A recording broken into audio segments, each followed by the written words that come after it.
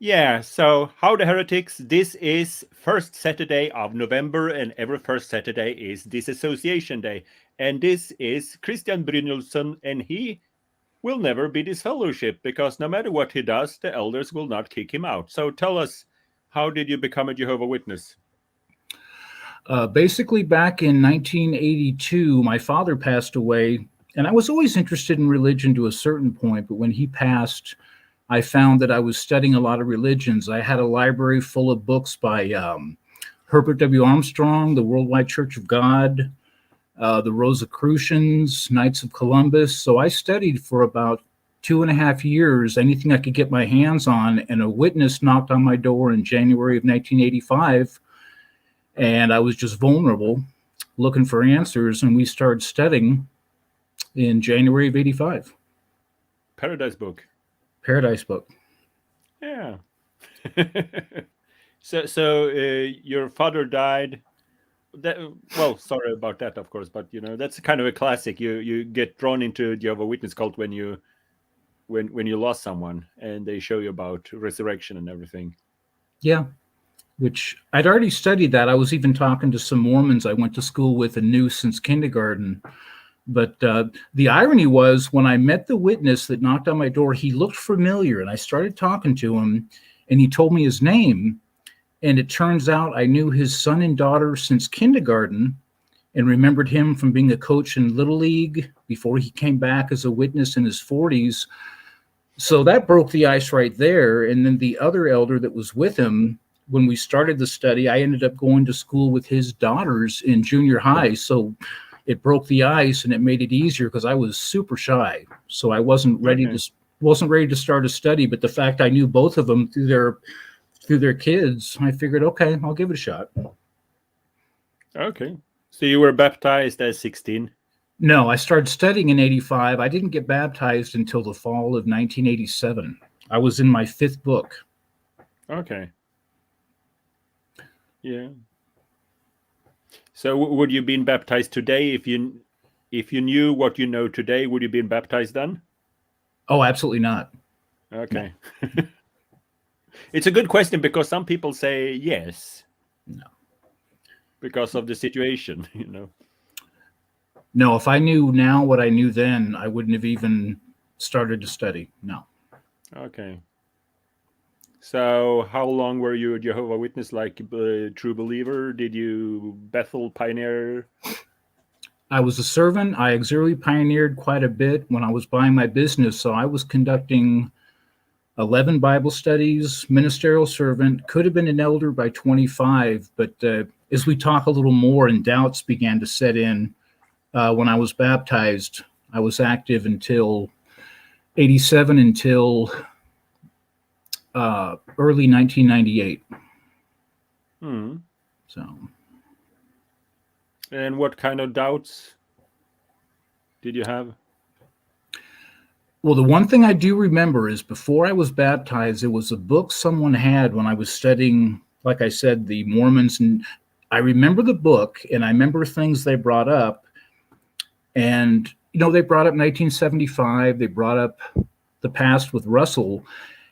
But I kind of bought their story in 85, and I figured, okay, maybe they are just imperfect, because what got me clinched in 85 was they still had the generation teaching that was in line. The 70 years hadn't elapsed. So I was thinking, okay, maybe this is the truth.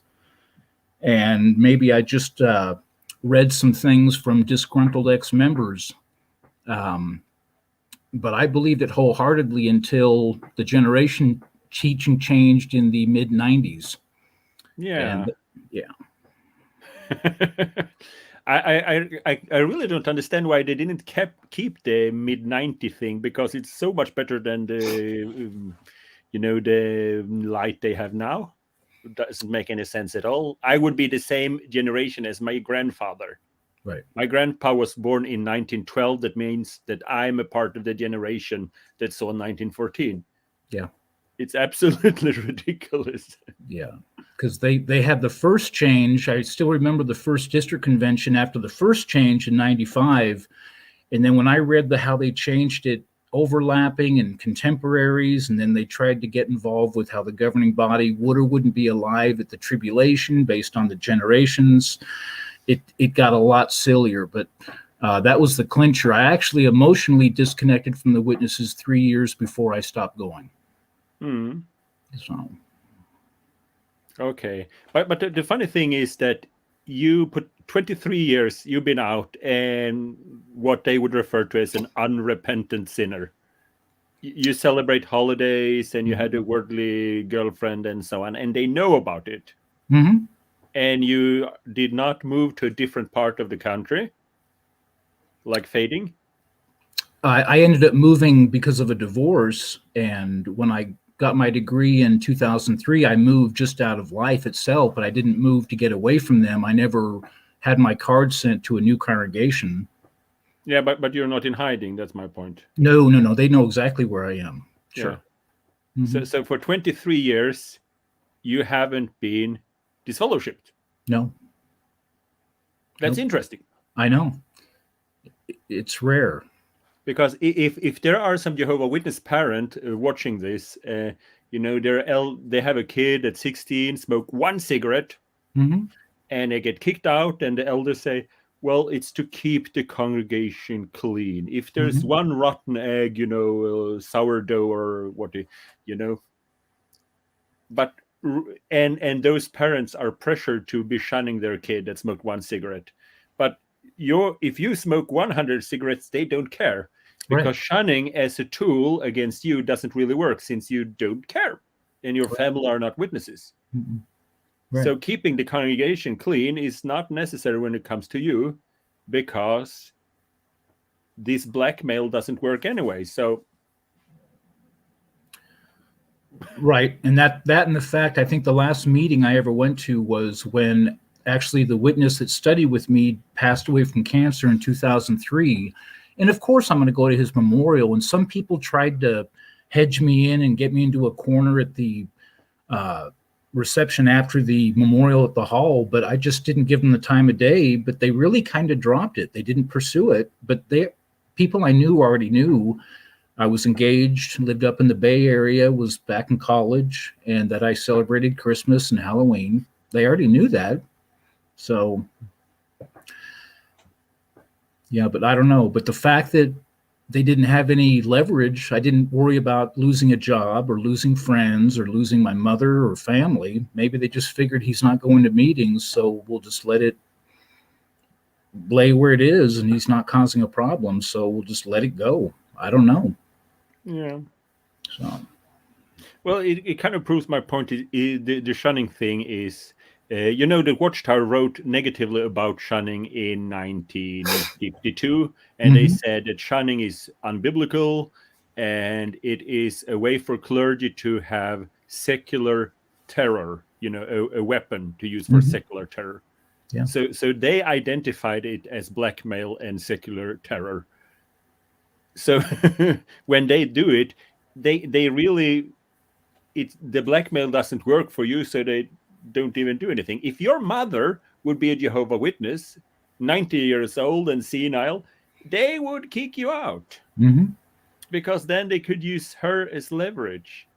Or if I was still married to a witness or brothers and sisters, sure. Yeah. I remember when they came and wanted to kick me out several times, I said, I'm not going to any meetings, nothing, I don't, just leave me be, because if you want to punish me, it doesn't really matter. I don't care about it. It cares about my mother. She can call me now like once every 3 months, because, they were shunning me, but a mother can call her son every now and then, because he's not disfellowshipped technically. So you take that away from her. It makes no difference for me. But you're doing that to a mother, you do that to a Christian. And the elder who was looking at me said, yeah, it's weird. It's weird. Because the punishment doesn't matter to me. I'm not going to the congregation. So why don't you want to be a Jehovah Witness? because after the generation teaching changed and the internet became more available, I went back to college and got a degree in networking. So I had a computer and started to use the internet. And at first I was not really nervous. I was already inactive, but I was thinking, okay, I'm not supposed to be doing this, but I'd already been inactive for a couple years.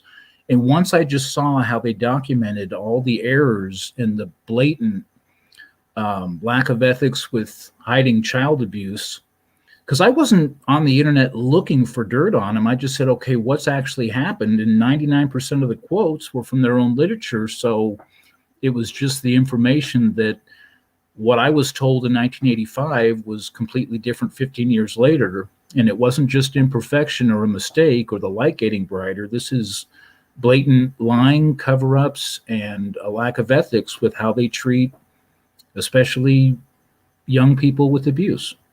Mm. The doctrine is an easy thing to disprove, but when you get into shunning and how they treat their families, the disfellowshipping dynamic, and especially pedophilia, I knew for a fact I was never going to go back. I met the elder that one of the elders that disfellowshipped me. I went to spoke to him on the street, and that was kind of fun. Because they disfellowshipped me when I was at the convention. I got a letter that we would like to have a meeting with you to encourage you and blah blah blah blah blah. And if you can't come that date, tell us and we will set up another date. So I said, I can't that date. So that was within the directions. And then when I come home, they had a meeting anyway that date and said, we respect you that you didn't want to meet us that date. So I spoke to him, why did you do that? And he said, well, you don't want to be a Jehovah Witness. Well, that's true, but you're the one that don't follow directions, so technically they are apostates. Right. Now, the one thing I do find ironic, I still have two friends on Facebook that are very active witnesses, and they've known me since I've been inactive. And one of them set up a secondary account that she claims is a business page, but she actually has another disfellowshipped friend on there, but she doesn't have us on her regular personal page where she has, 500 witness friends that have known her for 35 years. So I found it kind of strange. Is that a form of being a PMO where you have a secondary Facebook page and you have people that like my friend is disfellowshipped, I'm not, but they know how I feel about things. I thought that was kind of strange. I still have two friends, active witnesses. So, yeah, they're all kind of breaking the rules. I have a friend. He was like disfellowshipped, and his daughter was disfellowshipped, and all of that. And I used to visit them anyway because they were good friends, and I thought something was wrong, and they were at that point not apostates. And then I was flipping through their album, the photograph from that year. And then all of a sudden I see the disfellowshipped guy sitting with no shirt on in the summer drinking beer. And next to him is the circuit overseer. Yeah. The circuit overseer from Iceland. And he was home in Norway for vacation or something. And it's really easy to pick him out because he's a black guy, and there's not so many of them in Iceland. So anyway, so literally the circuit overseer hanging out with the disfellowship brother. Right.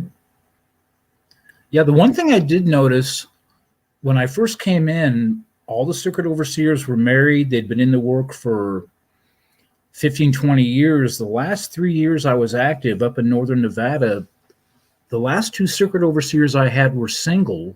They were just shipped from Bethel, and I thought that was kind of odd because I knew a lot of the old school overseers were retiring, getting older, but I found it odd that the last two circuit overseers weren't married, didn't have kids, didn't even know what it was like to, when they were younger, have a job, pay their bills.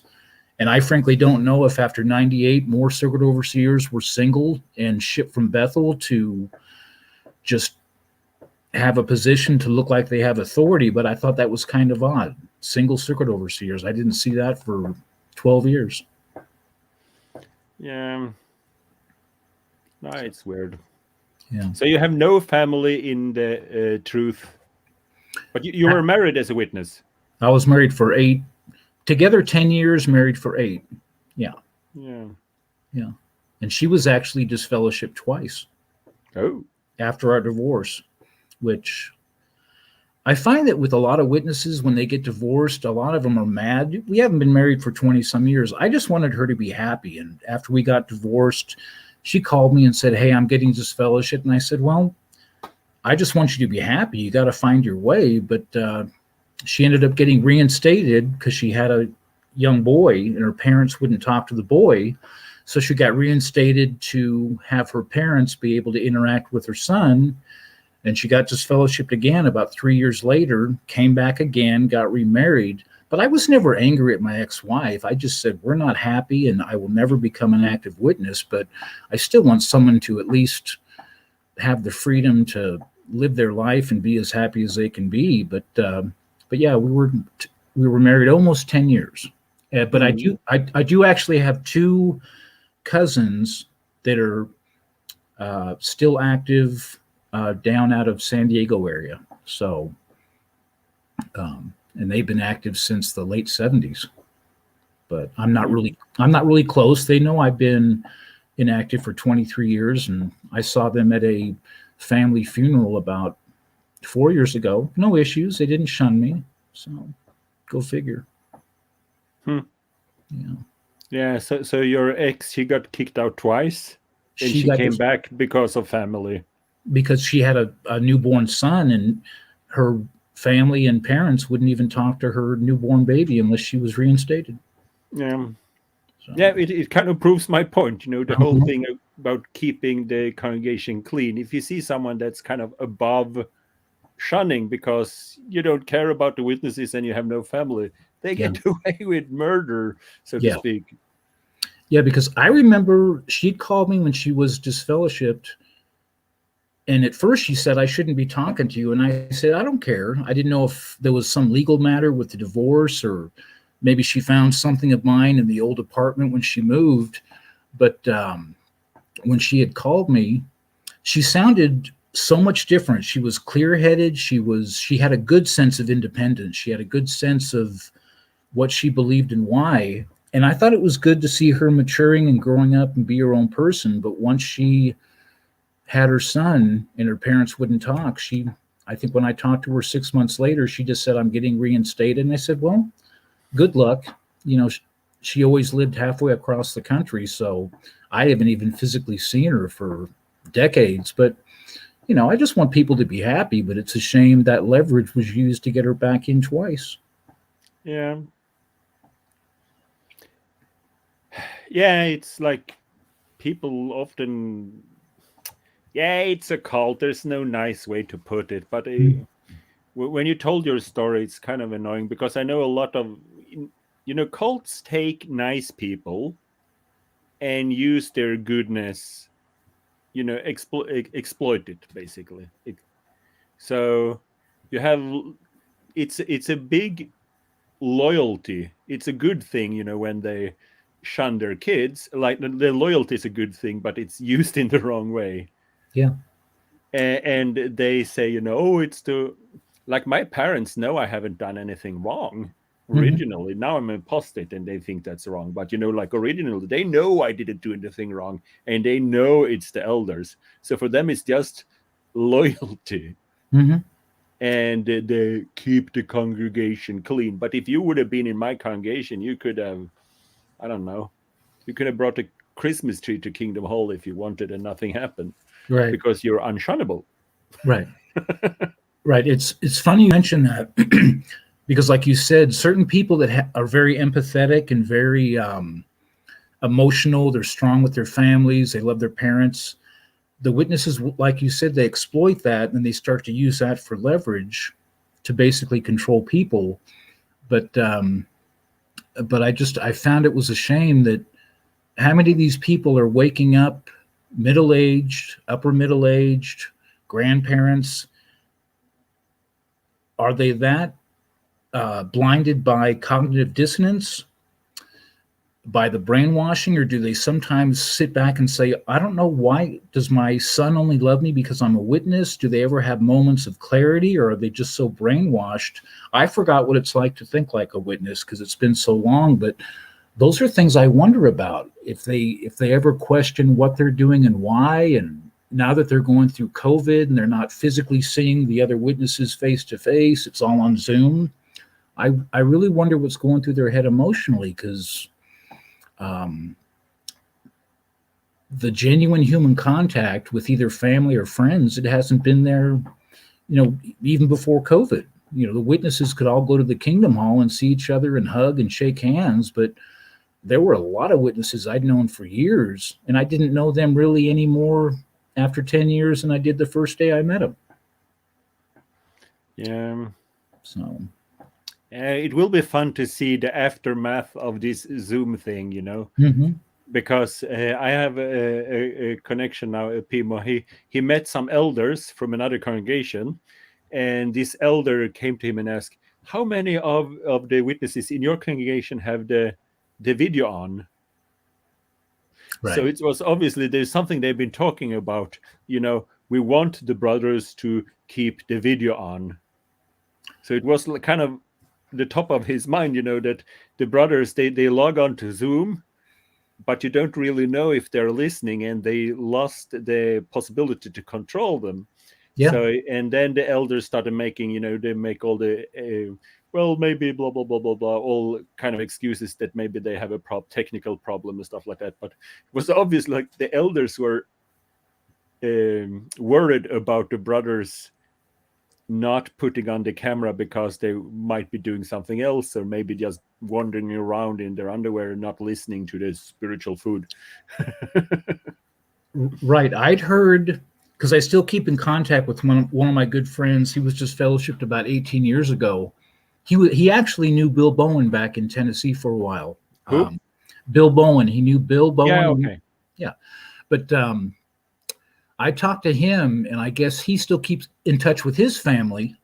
They're not active, but they still log into a Zoom meeting here and there just for family. But I guess if your video's off, or the dog's barking, or the kids screaming, they'll get on the people. And if you're not wearing a tie and a dress, and you're not keeping the baby quiet, and you're, he told me that they're very bent on making sure your audio's on. Well, not your audio, but your video, and that everyone looks the part. They're still losing control, but they're trying to, control people, at least on that level, make sure they're dressed up. And half the brothers are probably wearing a jacket and a tie with no slacks on. I don't know, but I don't know. Well, the true believers put on their suit and everything, for Jehovah. Mm-hmm. It's to make everything looks important when you do that.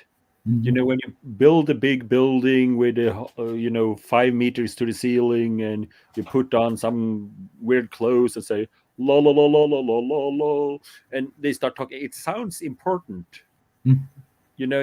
If a person would walk up to you and say that there's a spaceship that's gonna pick us up tomorrow, you don't care. But if there's some kind of church, and there's there's an orchestra playing, and all of a sudden it seems like, oh, there's a spaceship. Right. There's a pope and a pope mobile, and all of a sudden it's really serious. Right. Smoke and mirrors. Now, I was curious when you were talking about the attitude of the witnesses in Norway, because my lineage on my dad's side is from Iceland, and they immigrated to Canada. Is it really that liberal there compared to America? Liberal. Well, in terms of how you said, I thought you said in Norway you could bring a Christmas tree to the hall and some brothers aren't going to get upset. No. I said you could. Oh, I got you. Okay. I was thinking, I was thinking for a minute in Norway they were really that laid back. Okay. No, but they are in Norway, and that's the reason why I live in Norway. I'm Swedish, and Swedes and Finns are very well organized as people, like the Germans. And if you look at when they send out people from Gilead, if you look at that, obviously I look at that and read the names because we're proud, because we will always see Swedish and Finnish couples. Mm-hmm. So there's a huge overrepresentation among missionaries by Swedes and Finns and Germans. Okay. Because we are, as a nation, super organized and like perfect for Watchtower to use them. Yeah. But so one of the reasons why I live in Norway is because here it's much more laid back. And many, like I tried to explain to my ex, that sisters were not allowed to go with a microphone, and they really can't understand it, because no, we were always allowed to do that. And well, it's a good thing that they break the rules. But I remember you have these parts on Tuesday, the midweek meeting. So it's like 15 minutes, a brother should talk about the new calendar, and then 10 minutes, how to encourage blah, blah, blah. And, you know, and then they would go up and say, well, first, there should be 15 minutes about that. But Brother Anderson, he's not here today. And then it's 10 minutes. And, well, I was supposed to prepare that, but I didn't. But So they just skip parts of the meetings because they're lazy and disorganized, and it's a perfect place to be people. But then they said, but on the other hand, we have this letter from Watchtower, and it's from elders only. But since we didn't prepare the meeting, we can read this instead. Right. So you go to a meeting, and the spiritual food, they didn't prepare it. Okay. So they just skip this and skip that, and then they read the secret elders letter instead to the congregation. And I'm sitting there. So when I was a believing Jehovah Witness, I was, well, the first 2 years in Norway, I was like, oh, where's the Holy Spirit? We need to disfellowship him, and him. Right. Nothing happened, and I got used to it. And then it's kind of fun. And when I woke up and wanted to be Pimo, obviously back to Norway, because here in the congregation, they would literally go up and say, there'll be no public speak today because we'll go fishing instead. They would do that. So we'll just have Watchtower, no public speech, and we'll go out fishing instead. Okay. So that's why I thought it would be possible to be Pimo. But when I stopped going to meetings, and, you know, the abuse just got worse and worse and worse. Right. So it all blew up anyway in the end. Okay. But Norwegian witnesses are very laid back, and there's big differences from country to country that you would not believe when you're a witness. Right. Like here in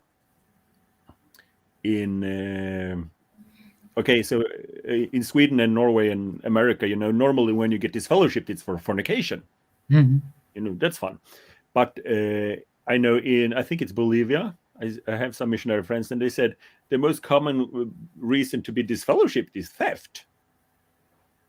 Okay. So people get disfellowshipped for, you know, you have a book study and you meet in someone else's home and something disappear, and the elders have to disfellowship someone because he stole something, and other witnesses. Wow. Okay.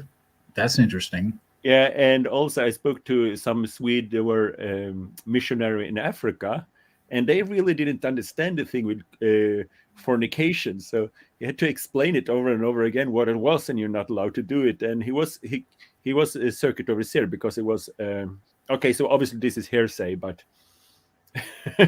but he said that he came to a congregation, and the pioneer sister was pregnant. Single pioneer sister said, "You're pregnant?" "Yes." "So your pioneer sister and pregnant?" "Yeah." "Who's the father?" "That elder." And they pointed to a married elder. And then, like, everyone was happy. Okay, no one's perfect. Everyone can do a mistake. So there's a pregnant single sister, and elder is the father, and no one thought that's weird. Doesn't need to make a judicial case of everything. So there's a huge difference from country to country. Wow. Gosh, because I don't remember if I told you when we had the chat a couple days ago, when the circuit overseer got news that I guess the elders had this get together, and they were kind of inside, and they were partying a little too much, and all the youths were out by a hot tub in the backyard, and so there was drinking and immorality. But this circuit overseer just came in, barrels blazing, and I think about 30 Youves within a couple weeks were either disfellowshipped or publicly reproved. It was just like dominoes. It was crazy. They didn't really give them a chance to appeal it. They didn't give them a chance to, we were young. The parents weren't supervising us. We're only 15. They just knocked them down like dominoes, and it was crazy, just how harsh it was. So, but that was America in '85. So. Yeah, I would probably be an asshole elder if I if I were an elder, because I was a true believer and super fanatic. So good thing I wasn't. But I remember we built a convention hall in Sweden. It was the biggest convention hall Jehovah Witnesses owned, and we could be, I think, like 8,000. Technically, I think we could be 9,000 in it, and we own it. So it's this huge thing, really big and beautiful. And that means we had conventions, like 5 conventions in a row in the summer. So it just took a few years, and the Jehovah Witness kids learned that. They just moved to that city in the summer and stayed there, because it's like party. Uh-huh. It was like, I don't know, spring break in America. So every evening the restaurants were full of Jehovah Witness kids, and they were just being kids. We didn't really do anything wrong, but in Jehovah land it's wrong. So Watchtower kind of sent out special 3 brothers. They just went from congregation to, like, every congregation in Sweden, and just spoke to the kids and disfellowshipped kids. Yeah, I was wondering, because I was very fanatical and I was very sincere, very zealous, but I was this close to being appointed an elder. I could have been one at 24, 25, but I was starting to see so much. And like I said earlier, I was already emotionally falling away. So I just knew it was just a matter of time. Is it going to be 2 years, 3 years? But when I also saw how some of the people would relay later on how their elders meetings went, I said, I don't even want to be a part of that, getting calls at 11 o'clock at night because a mother found a girly magazine under their son's bed. I could have been one, but I just didn't want anything to do with it. So thank God I pulled back just enough with my hours, and I wasn't as gung-ho. But when I was sincere, I believed everything. And had I been appointed earlier, I would have been, wham, bam, knock them down. If they did something wrong, no mercy. But yeah, I was close to being appointed, but thank goodness I backed out and started fading, before that happened. Yeah. Yeah, it's weird. I was working so hard to become a ministerial servant. It was ridiculous. And, they were holding me back. As long as I weren't willing to jump through hoops, they just kept piling on hoops. And in the end, I was not appointed a ministerial servant. Thank you, Dan. I'll say hey to Gosha. I was not appointed ministerial servant because I had poor meeting attendance. Well, in fact, I went to 11 meetings a week because I was supporting I was in one congregation and the Spanish group, and then a small congregation, small isolated group. I had to travel out to some island with a few sisters. Okay. So I was 11 meetings a week, and I was not appointed ministerial servant because of poor meeting attendance. And then there was another guy. There was appointed ministerial servant, and I said, but I said, not to complain, but he does not go to all the meetings. And the elder said, well, maybe and they didn't even think about it, obviously, because they told me I had poor meeting attendance when I had way above perfect. And then I just say, poor meeting attendance? What about him? He only go to one congregation, but he does not go to 5 meetings a week. I go to 11 meetings a week. So he goes below the minimum. And how could the Holy Spirit? And I said, well, maybe the Holy Spirit thought that if he would be ministerial servant, he would be motivated to go to all the meetings. Obviously, his father was the elder, so. Now, did you find when you were growing up, because another thing I was noticing when I started to fade, even though I was still active and married, I was noticing when I came in, the majority of the elders and servants were older than 60, so they knew that they were going to, some pass, some step down, but there was just this open door for all these younger servants and people getting baptized. They knew they could be a servant or an elder within, 3-5 years. Did you see that where you lived, or was the body already kind of younger? Because we had a big wave where they just had to appoint just young people left and right, because all the old school, they were, dying or they were stepping down because of age.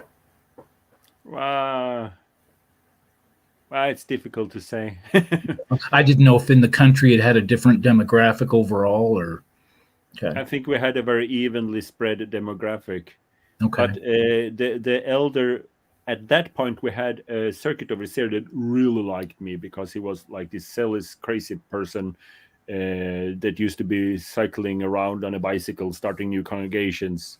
So he liked me. And then I was supporting these poor people on an island. Mm-hmm. And there was an elder there, and he would always say that if you move here, you will be be ministerial service directly. Uh-huh.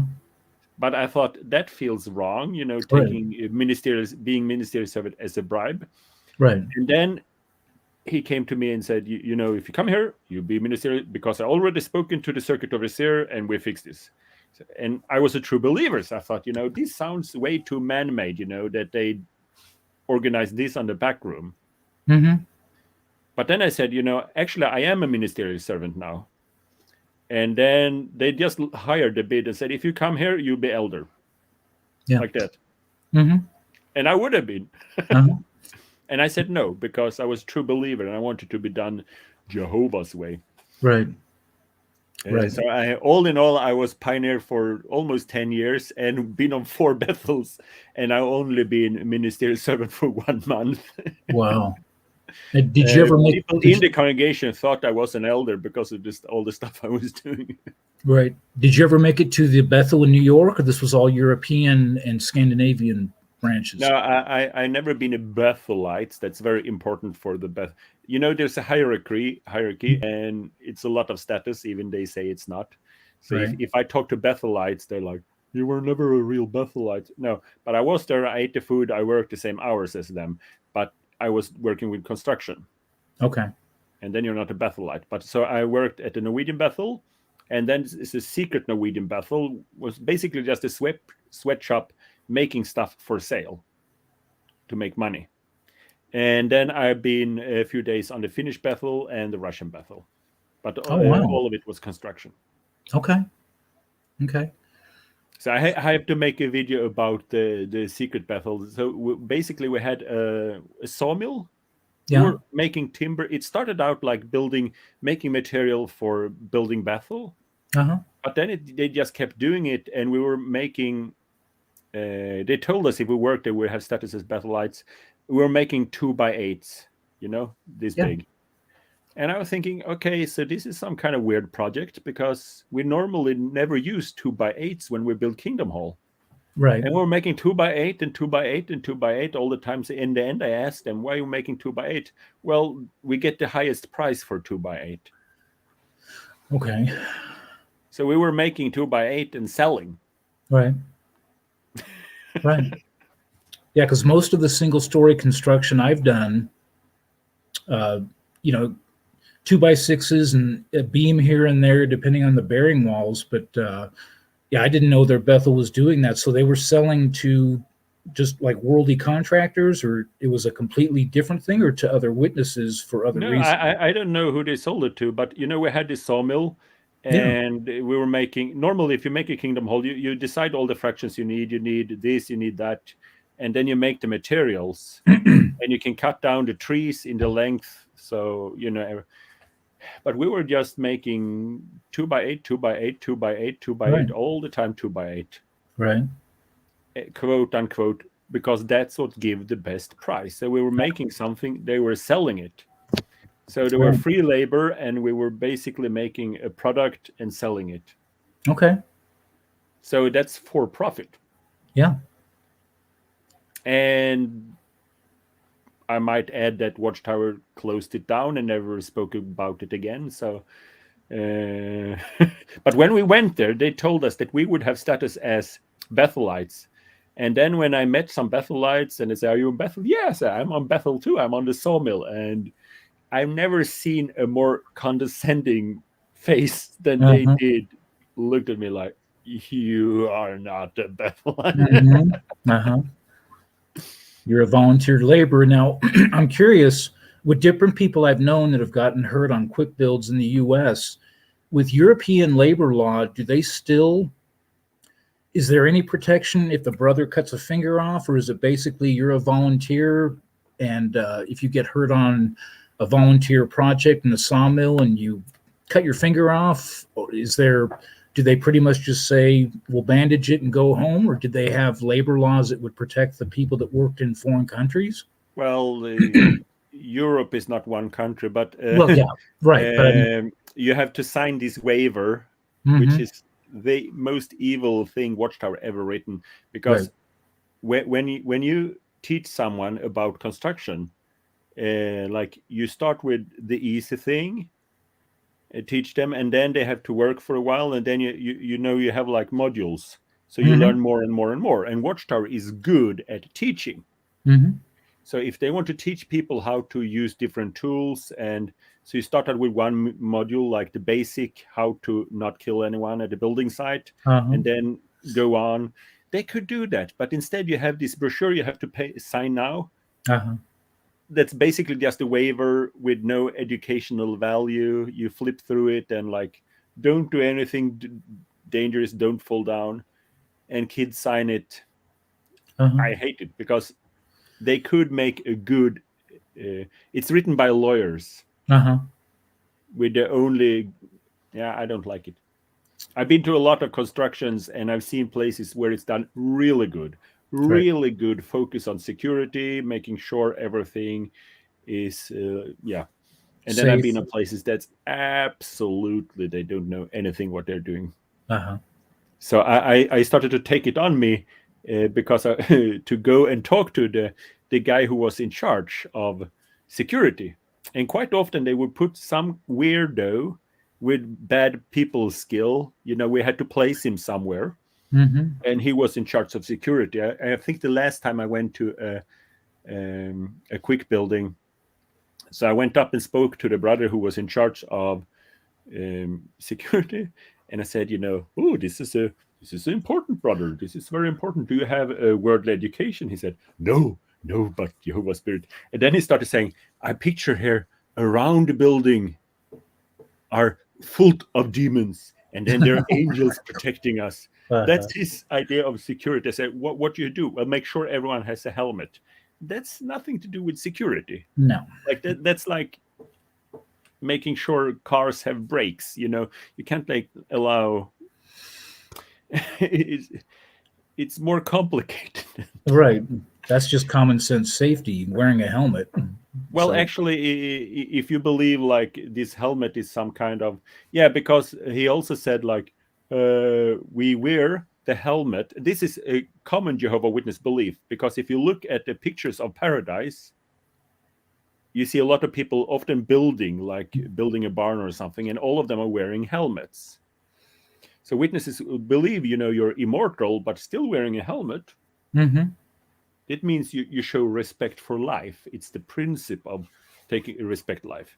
Right. So I think this brother, I heard it several times on quick buildings. They say, we know that Jehovah protect us. So the reason why we have helmet is to show that our appreciation of life and to make a good witness.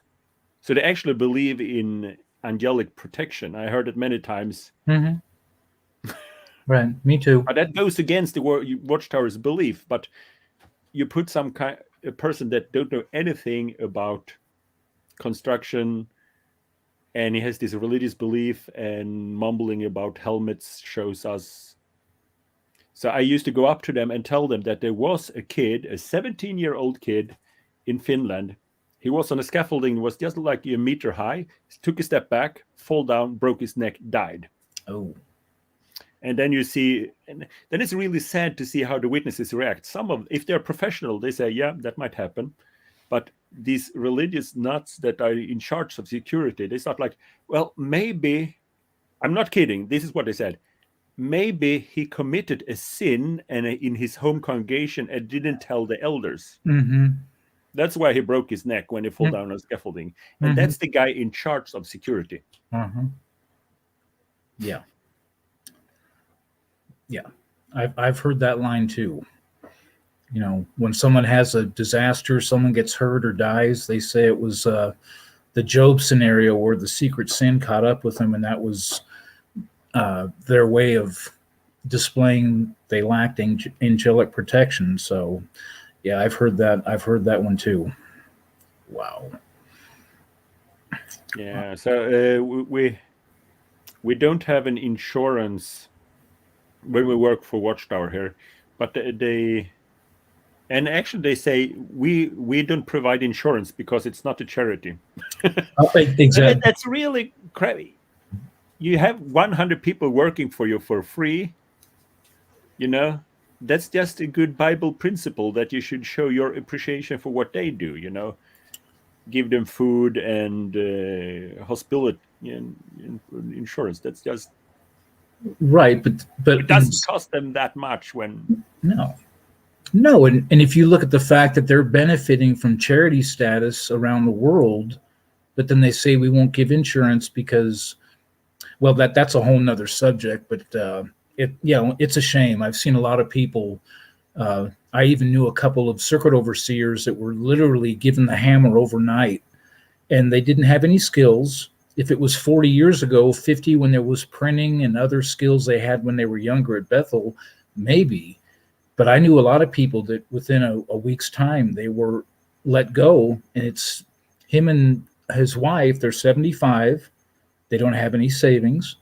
Their health insurance is dropped. They have to turn in their car. And so they'd end up going back to where they grew up and live in someone's second bedroom. And that's the only notice they got, and I had to prepare for that. So. Yeah, I don't like. Have you worked on quick buildings and stuff like that? Oh yeah. Many.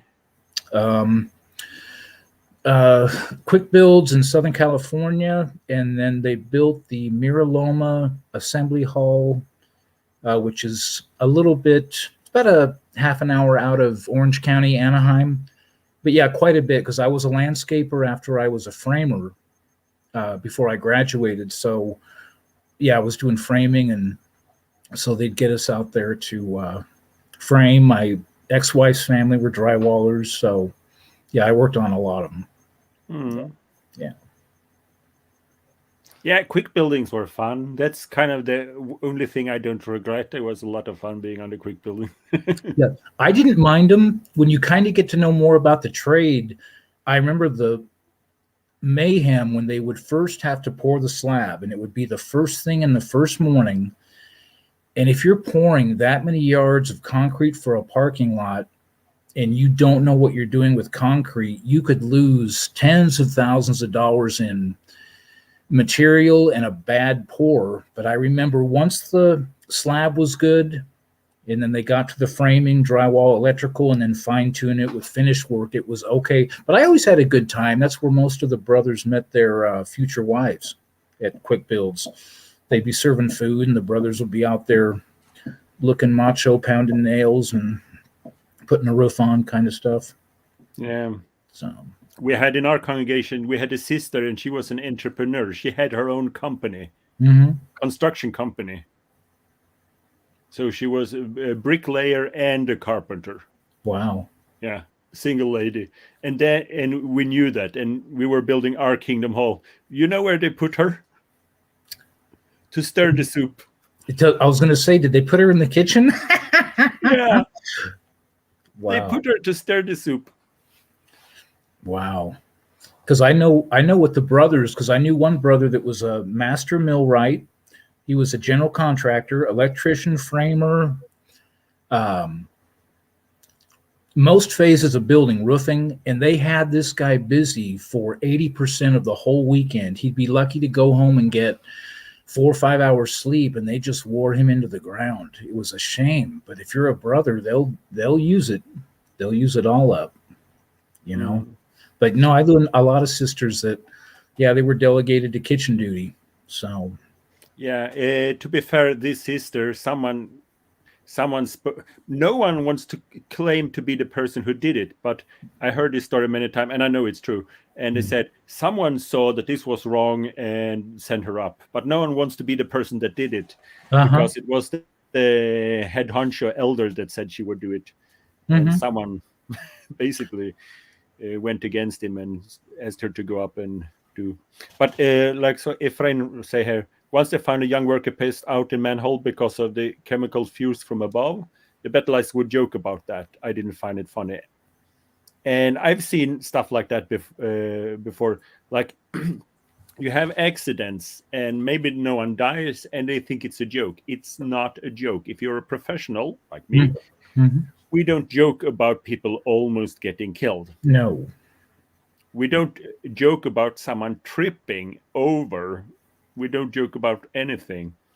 And I remember the guy who was in charge. Imagine we were lifting up, what's the English word? You know, when you put things on the roof that looks like this, not shingles, but they're made of concrete or terracotta or something like that. They're like tile roofs or shingles or tile roof, but made of concrete. Yeah. Everyone is like 10 kilo. And right. So that's normal for Norwegian kingdom halls. And the way they moved it up was totally amateurish. So they were sitting on a ladder and doing like this, taking from the one here and giving to the. That means that they were sitting like 10 people on a ladder. Yeah. So the ladder was like this, going up to a building, and there was a piece of wood supporting it in the middle. And you don't have any excess wood on a construction site. So at one point, someone came and took that. And this collapsed and they all tumbled down and no one hurt themselves. But, it could be like it could have been a freak accident that all of them died. Yeah. But this story was told as a joke from the platform. Wow. By the guy in charge of the security. Yeah. That's not cool. No. Because I remember a lot of the quick builds I was on, they had a press team there, and they were there from our local paper. Usually half a day on Saturday. Sometimes they'd come on Sunday when things were wrapping up. But God, it's a good thing they didn't have press there, because back in the day, we'd get a little write-up on the second page of the paper. But thank goodness something like that didn't happen with press around or with an inspector on site. Wow. Yeah, I've been on construction sites where we've done everything correct, and it's beautiful. But then it's because those people have a worldly education. Right. It's because these brothers that might be obviously true believers and spiritual and all of that, but they also have a worldly education. Yeah. So I remember, like, the first quick build I was on, there were 3 elders, not one guy in charge of security. There were 3 of them walking around, all 3 of them. And they wrote up every single incident, everything. And that sounds like terrible, 3 elders walking around writing up every incident, but that's the way it should be. Yeah. Because if you have an incident, I think it's like 16 incident creates a small incident, and 16 small incident creates an incident with some kind of damage. 16 incident with some kind of damage, it makes one big damage, and then 16 of them creates one with personal damage, and then 16 of them is one severe damage, and 16 of them creates one where someone gets killed. Right. So the way to make sure no one gets killed is to reduce all the small incidents. Yeah. So they were writing out, if someone tripped over, they found out, why did this guy trip over? And I was the guy who tripped over, so I know this. And it was a small nail poking up from the scaffolding. So they made a note of that, and obviously there should be no nails in the scaffolding. So they were very, very, very professional. 3 of them with making notes of every minor incident. Yeah. No, because But then you see another construction where like 10 people fall down and they think it's funny. Yeah. No, I remember even though I've been in construction and landscaping since I was in my 20s, I got into low voltage, which is anything to do with surveillance. So industrial cameras, commercial uh, special locks where you need a card to get into a door, or motion detectors, or heat sensors in banks. And the first contract I was on, I remember a guy would be on site 8 hours a day, and all he did was make sure you were wearing your safety glasses, that your ladders weren't wobbly, that everything was placed properly. If you were on a lift, you used it properly. And he said, I don't care if I've got to write you up 20 times. When this contract is done, as long as there's no injuries or fatalities, I'll have done my job. And Yeah. so, yeah. But no, I've seen a lot of witness situations where they either take dangerous things way too lightly, and thank goodness the crews that you knew that were, had 3 people coming around making sure safety was taken care of. Because I've seen a lot of very slipshod witness construction projects that they were awful. So Yeah, I can. This is disassociation. So if someone wants to just call in that want to disassociate, I can put a link here, but that's strictly for someone that wants to disassociate. But I can tell you one last quick building I was on, and imagine this is the scaffolding, and someone put a ladder like this. So the ladder is poking up like 5 meters. And this is not cool because people are walking up and down on a ladder, meeting halfway. You should rent more scaffolding so you can build like a separate tower with a stair. So people can walk in a real stair and then go onto the scaffolding. Yeah. But they wanted to save the money, which is absolutely stupid. So they had just a ladder like this with people climbing up and down all the time. But since it went all the way up like this and 5 meter extra, most of the time someone was up here with a camera taking photos. So if by a coincidence no one would be here, he would just plummet. Yeah. Wow. You understand? Yeah. It's like this. Yeah. And it's the weight of people here holding him up. Yeah. Yeah. And I explained this to the brother in charge of security, the guy he vividly told about how he could picture the demons outside, but the angels were protecting them. Yeah. And he didn't do anything about it because it was above his. It's really sad. Quite often they will just put anyone in charge of security. Yeah. If they're in good standing, yeah. Yeah. Whatever that means. I knew plenty of brothers that were in good standing, technically, but they would be doing financial things at work that were unethical. They would be ripping other brothers off. And then when the brother said, I want to get my money back or take you to court, they'd say, you can't do that. And if you take them to court, then you get disfellowship for causing division. I saw a lot of elders do some pretty crazy things with their jobs and their money and contracts, or doing something with the shake of a hand, nothing in writing. We shook hands over it. Brother takes money to invest and there's no written record of it. And he's like, well, you can't take me to court. It's like, okay. Yeah. So that actually, most witnesses, you know, if you do a small mistake, you get kicked out, and like it's high moral when it comes to not watching porn and all this, you know. But when it comes to money, if I would rob you at gunpoint in the Kingdom Hall in front of everyone, Watchtower will not tell the elders to tell me to give you my money back. Right. Because as soon as money involved and the elders take a decision, it might hurt Watchtower. Oh, yeah.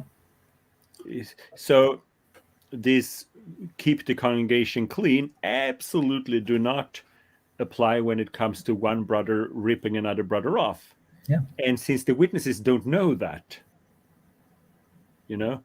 they trust elders. So there are some con artists that just go from congregation to congregation, borrow money, take money in advance. Yeah. No, I knew elders that had mortgage companies, and they would do that. They'd set up shop, they'd be reappointed. It'd take a while for their reputation to catch up with them, but they'd set up these little mortgage lending companies and get a handful of people to give them money to go into escrow for a home or a commercial building, and they'd let the escrow go on way too long, but they wouldn't tell them what they were and weren't doing. And boom, before you know it, in 2 months, the money in escrow's gone, the building's gone, the elder's gone, and it takes them 5 years to find out where they moved. I've even known some people that moved out of the country, and they were doing that. And, there was no safeguard.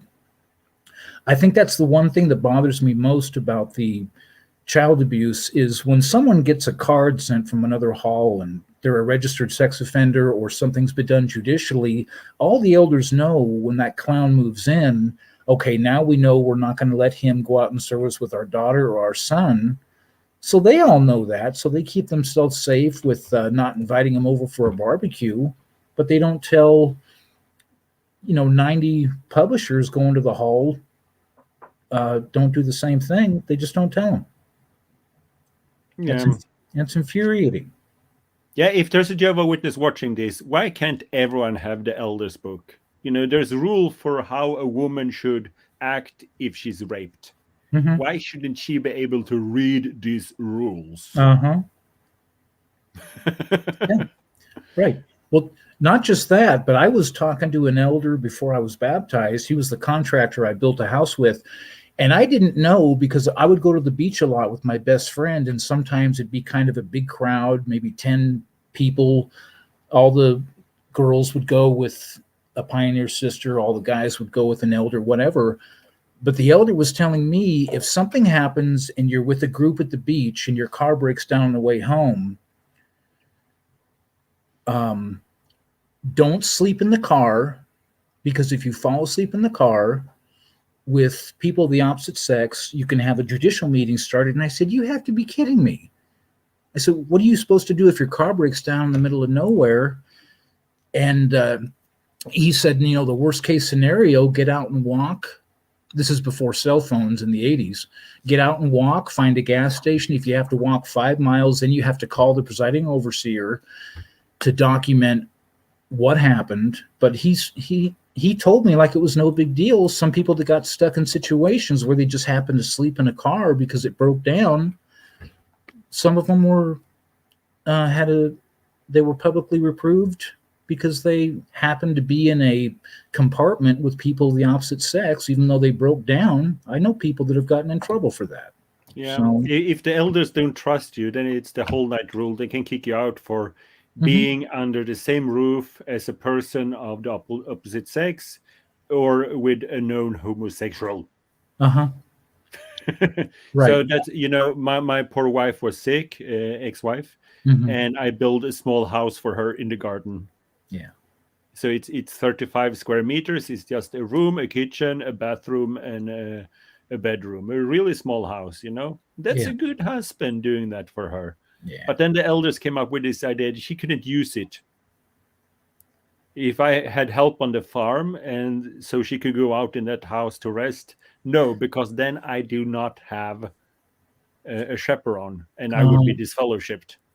So it's a sick woman and I build her a house. I was pioneering for 10 years and saved enough to buy a crappy farm, and then I build this little house for her. But she can't use it. Thank you very much. Right. Yeah, actually, I think when you look at it's an unloving organization. There's no love. It's just rules and power. No, it's legalities and loopholes. But I remember when I think I messaged you in my Facebook profile, the blonde with me is my twin sister. And this happened more than once. So I'm the only one going to the Kingdom Halls. A lot of witnesses didn't know I had a twin sister, very pretty. But I was the kind of person, if she called me on a Friday and say, hey, let's go shoot some pool, we're going to meet our brother or hang out with our mom for dinner and shoot pool, have a beer, I'd be like, sure. But more than once, I'd be out with my sister. Another witness would be having dinner, and I'm sitting at the table with this blonde that they know isn't my wife. And no one would call me. No one would confront me before they made a big mountain out of it. But there were times I walked into a Sunday meeting, into a back room with 8 elders around a table, and they said, do you want to explain Saturday night? And I said, I don't know what to explain. They say, what's with you hanging out with that non-witness girl, having beer and shooting pool? And I had to tell them, I said, guys, that's my twin sister. Is there a problem?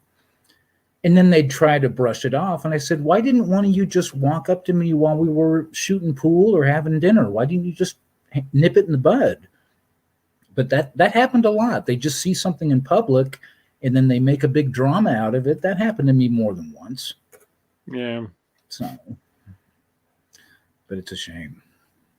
So yeah, it's, you know, I some people are angry at me because I say nice things about the witnesses. I like them. I like the witnesses. There's a lot of nice people, but the organization and the control and the gossiping, I'm glad I'm out. My life is so much better out.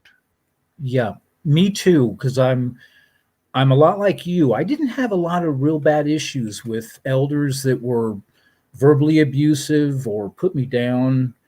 And like I told you before when we started talking, I just wanted my ex-wife to be happy. I wasn't there. Actually, when she confessed to me that she'd been having affairs, and that's why I filed for divorce long before she was disfellowshipped, I didn't pick the phone up and call the elders. I said, I'm going to let you just live your life. I'm not even going to get involved. So I didn't say anything. And my family didn't say anything. And most witnesses are just, they're naive and they're ignorant. But I have a problem with the policies and the people that make the rules. But most of the elders, or most of the general witnesses, I didn't have a problem with. They don't know any better because most of them were raised that way. So. Yeah. Because glad we're out. Yeah. So let's.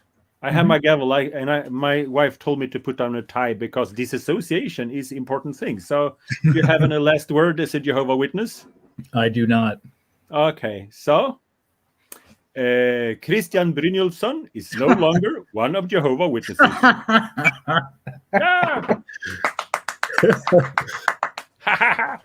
So, yeah. So, what are you going to do with the rest of your life now?